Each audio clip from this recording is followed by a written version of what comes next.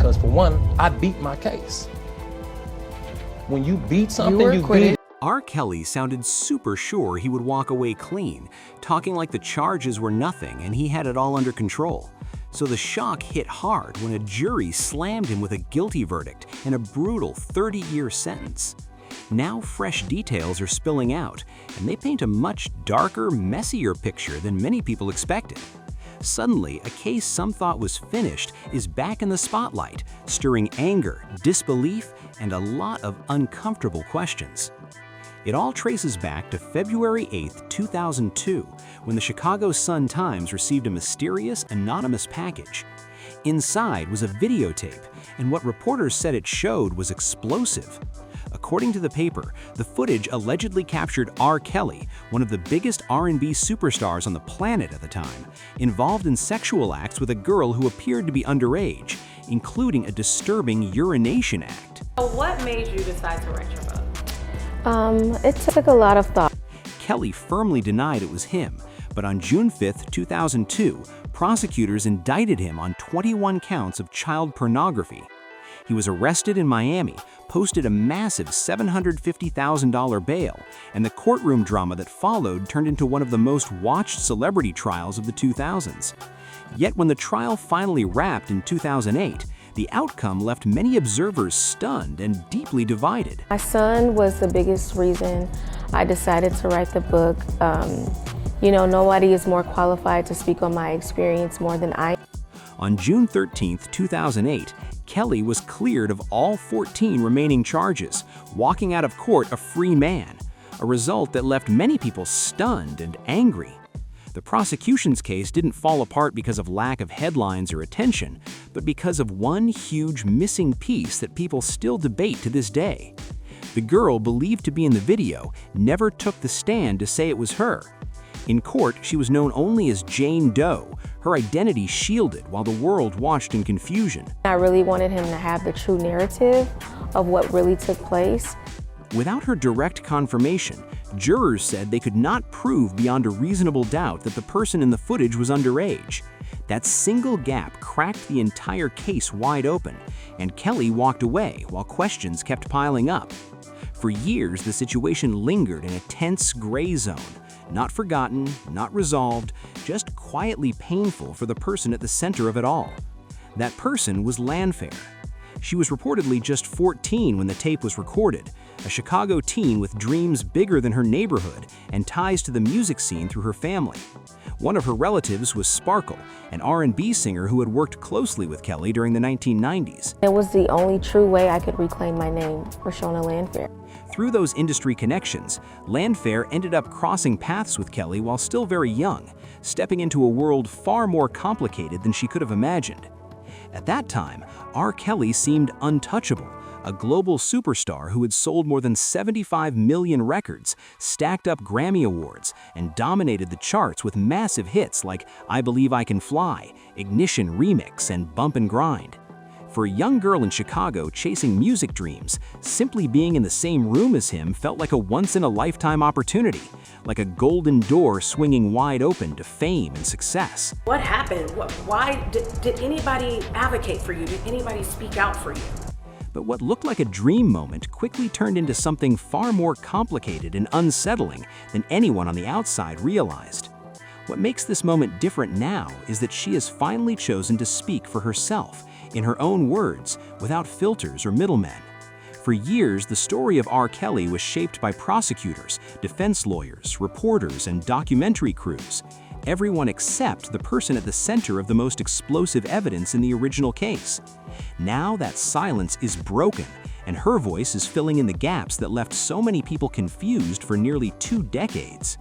Roshona Landfair is the one speaking, and what she reveals pulls back the curtain on everything: what allegedly happened to her, why the 2008 trial unfolded the way it did, how manipulation can take hold, what her family did and did not realize at the time, and why it took so long for her truth to come out. I had to view the tape to identify myself and to be able to fully test.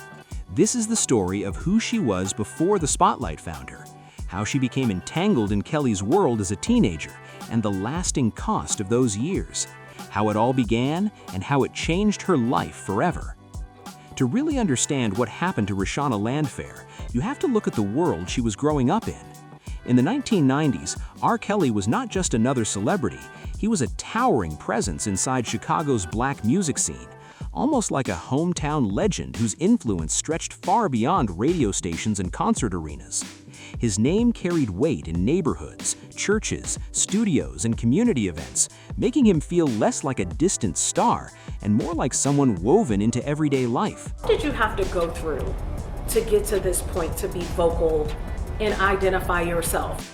Born January 8, 1967 in Chicago's Hyde Park and raised in the Ida B. Wells public housing complex, Kelly came from the same city streets and cultural environment as many of the families who would later cross his path.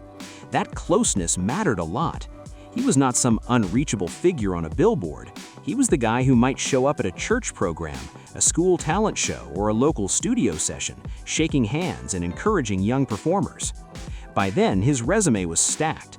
Collaborations with Aaliyah, producing Michael Jackson's You Are Not Alone, and crafting gospel-influenced R&B that resonated deeply across black communities. Ministers praised him, families played his songs at cookouts and celebrations, and his success felt like a shared victory for the city. So when a Chicago teen with big music dreams encountered RKelly, it didn't feel dangerous. It felt like a rare chance, the kind people believed could change a life overnight. A lot of prayer. It took a lot of forgiveness of myself, the people around me, and just really confronting who I really was. It felt like fate when he showed up at a church performance, a place people associate with safety, trust, and community protection. That detail matters a lot. This was not some random backstage meeting in a dark club. This was a familiar setting where families gathered and guards were down. She was a teenager already serious about singing, already building dreams step by step, and Kelly looked like the living proof of what those dreams could become if everything went right.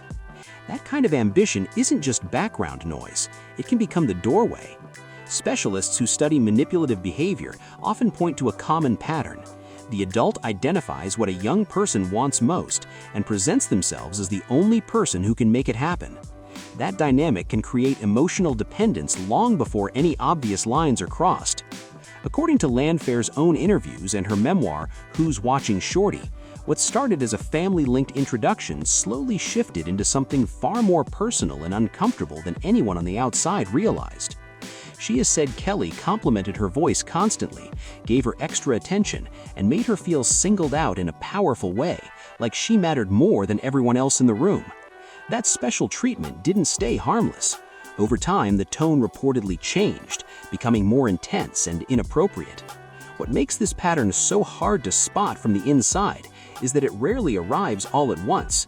It builds quietly, step by step, until the situation feels completely different from where it began. RKelly girl. There's so much more to me than what happened to me when I was 14 years old. It didn't happen in one shocking moment. It unfolded little by little. Every step felt like just a small shift from the last one, nothing dramatic enough to set off alarms right away. Every situation could be explained away, minimized, or brushed off as harmless. By the time the behavior crossed into territory that was clearly wrong, the young person involved could already be deeply tied in emotionally, socially, and sometimes even financially, making it incredibly hard to step back or speak up.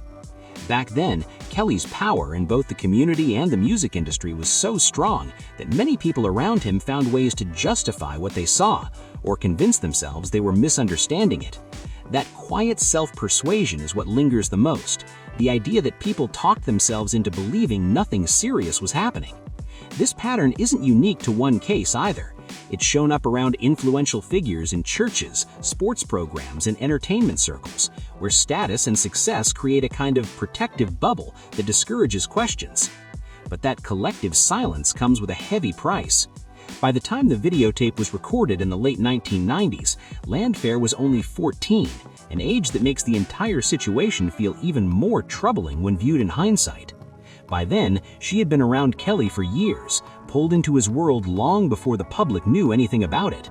According to Landfair, the recording didn't come out of nowhere. Filming was described as something that happened regularly in that environment. That detail changes everything.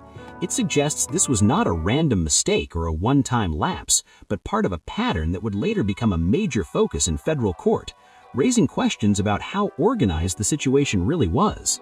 She was only 14 and, by her account, didn't realize she had been giving alcohol at the time.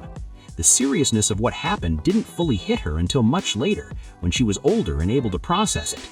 In fact, she has said she didn't even see the footage herself until she was an adult sitting in a courtroom, long before it had already spread publicly. By then, countless strangers had viewed something deeply personal, turning her private trauma into public spectacle. The legal battle that followed was anything but straightforward. The 2008 trial added layers of confusion and controversy that still spark debate today. Although Kelly had been indicted back in June 2002 on child pornography charges, the case dragged on for years due to legal delays and motions, stretching the timeline so long that memories faded, circumstances changed, and the emotional toll kept growing for everyone involved. By the time the trial finally kicked off in 2007, the cultural climate had already shifted. Kelly had kept releasing hit songs, touring, and appearing in public as if nothing had slowed him down, still celebrated in many circles despite the cloud hanging over him. The prosecution built its case around the videotape, arguing that the people in it could be clearly identified as Kelly and a minor. The defense fired back aggressively, challenging every detail of that claim and focusing heavily on doubt. Then came the pivotal moment. The one person who could settle the question beyond argument, the girl in the video, did not testify that it was her. That silence changed everything. Landfair has since explained why, revealing that she watched the tape during more recent federal proceedings and was able to face it then, but back in 2008, she simply was not ready. The reasons behind that hesitation are deeply human and painfully common in cases involving powerful figures. Consider what she was dealing with at the time. She was still a young woman trying to live with something that had entered her life when she was barely a teenager. For years, she carried intense shame over events she says were done to her, not chosen by her. Meanwhile, the tape's existence was already public knowledge, turning a deeply personal experience into a source of humiliation discussed by strangers. Speaking in court would not just mean telling the truth, it would mean reliving everything in front of the world under a spotlight she never asked for. She was only 17 when she first learned the tape was circulating, a devastating discovery for someone still trying to figure out life. By the time the trial happened, she was in her early 20s, not a detached bystander, but a young woman carrying years of confusion, pressure, and emotional weight. This was not simple indifference or refusal to speak. According to her account, she had been drawn into Kelly's world from around age 13, raised in an environment where painful issues were often kept private, and surrounded by adults who either felt powerless or chose not to challenge what was happening. Family ties made everything even more complicated. Her father had performed as a musician for Kelly, and her aunt, Sparkle, was an R&B singer professionally connected to him. Those relationships blurred lines and created loyalties that were hard to navigate, especially for someone so young. Landfair has addressed these tensions directly, including persistent claims that families were paid to remain silent, a rumor that spread widely and fueled public suspicion for years. In interviews, she has pushed back on the idea that money bought cooperation in a simple way. Instead, she described a chaotic situation where financial support sometimes filled gaps created by instability and upheaval surrounding the case itself. That perspective shifts the narrative from one of willing silence to one shaped by pressure, confusion, and survival. What the 2008 acquittal ultimately showed was not closure, but how complicated truth can become when power, fame, and fear collide, leaving many people feeling that accountability had not fully caught up yet. It meant the legal system had followed its rules exactly as written, but that did not mean the full truth had surfaced. A girl who had been 14 at the center of it all was now a young adult still dealing with the fallout without the safety, support, or emotional distance needed to speak openly in court.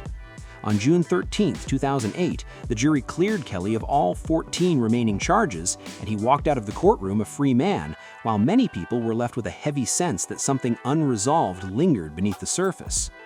For a while, the noise faded and the headlines slowed, as if the story had simply burned out. But silence in cases like this rarely lasts forever. It just stretches, sometimes for years, before breaking again. That break began in July 2017, when a BuzzFeed news investigation published accounts from parents who claimed their daughters were being kept in a controlling situation linked to Kelly. In 2018, BBC documentaries pushed those allegations further into the global spotlight, adding more voices and details that were hard to ignore. Then came January 3, 2019, the night Lifetime premiered the 6-part series Surviving RKelly, produced by Dream Hampton. The impact was explosive. It was not just one story or one accusation, but many women speaking directly, describing patterns of isolation, control, and harm over long periods of time.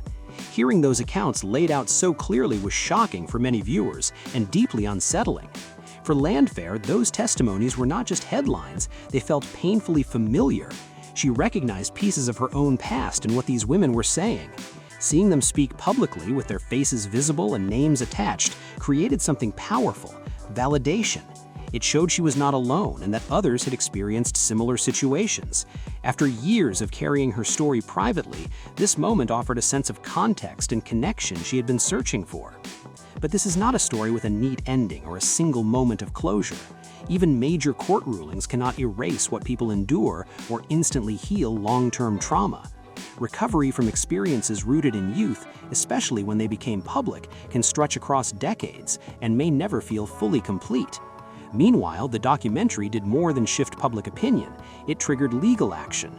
In February 2019, Cook County prosecutors filed 10 counts of aggravated sexual abuse against Kelly, involving 4 alleged victims dating back to 1998, signaling that the legal fight was far from over. In the years that followed, the legal pressure kept building, and the walls around Kelly's legacy began to crack in a way that could no longer be ignored. Investigations stacked up, witnesses came forward, and federal authorities stepped in with charges that painted a much broader picture than any single case before. What once looked like isolated accusations now appeared in the eyes of prosecutors as part of a long-running pattern, one that stretched across states, decades, and countless lives. The superstar image that had dominated charts and award shows was now overshadowed by courtrooms, testimonies, and the slow grind of accountability closing in. When the federal verdict finally came, it felt less like a sudden twist and more like the end of a very long storm. For many people connected to the story, it wasn't about revenge or spectacle. It was about being heard after years of silence. The case forced the public to confront uncomfortable questions about fame, power, and how easily warning signs can be overlooked when success is involved. Even now, the ripple effects continue, shaping conversations about justice, protection, and who gets believed when the stakes are high. If this story shocked you, moved you, or made you think, make sure to subscribe to the channel, hit that like button, share this video with others, and drop your thoughts in the comments below. Your voice keeps these conversations alive.